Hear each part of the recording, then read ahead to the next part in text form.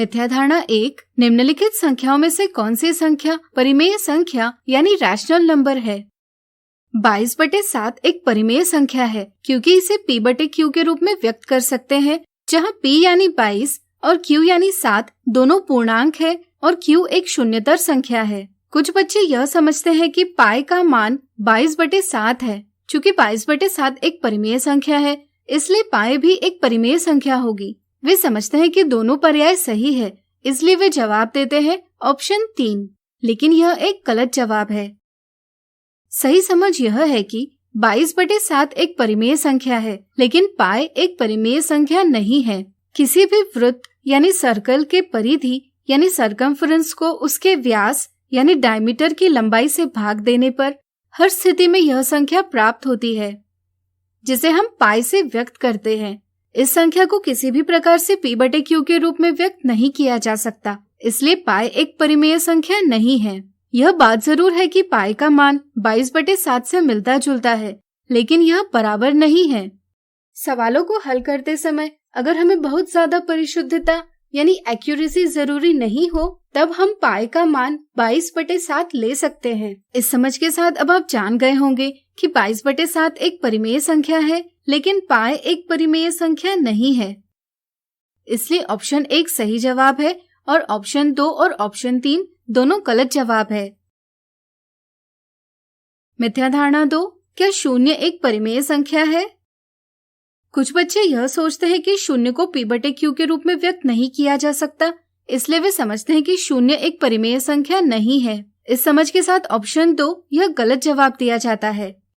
शून्य को 0/1 के रूप में भी लिखा जा सकता है, जिससे यह p/q के रूप में व्यक्त हो जाता है, जहाँ p और q दोनों पूर्णांक है और q शून्य के बराबर नहीं है, इसलिए शून्य भी एक परिमेय संख्या है।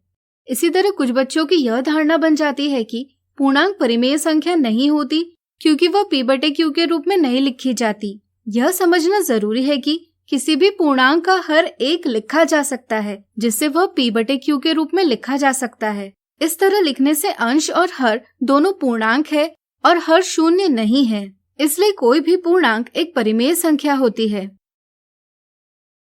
मिथ्या धारणा 3, निम्नलिखित में धनात्मक परिमेय संख्या कौन सी है? कुछ बच्चों को ऋणात्मक और धनात्मक परिमेय संख्याओं की सही समझ नहीं होती। वे यह देखते हैं कि दिए पर्यायों में सभी में ऋणात्मक चिन्ह का प्रयोग किया गया है, इसलिए सभी ऋणात्मक परिमेय संख्याएं हैं। इस समझ के साथ वे जवाब देते हैं ऑप्शन 3, इनमें से कोई नहीं। यह एक गलत जवाब है।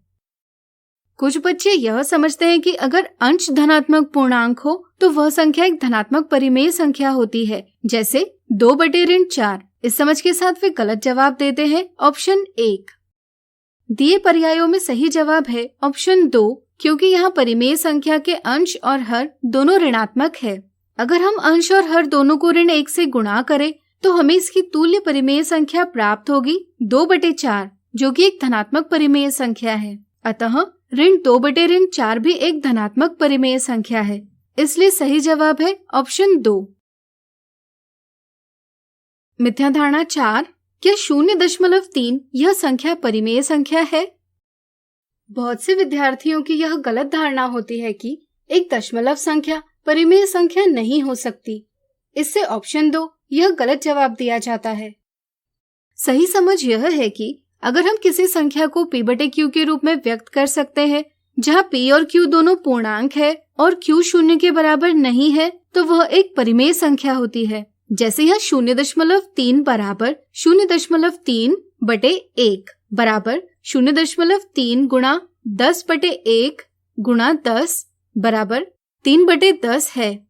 यानी कि हम 0.3 को p/q के रूप में व्यक्त कर सकते हैं और हर शून्य नहीं है, इसलिए हम कह सकते हैं कि 0.3 भी एक परिमेय संख्या है।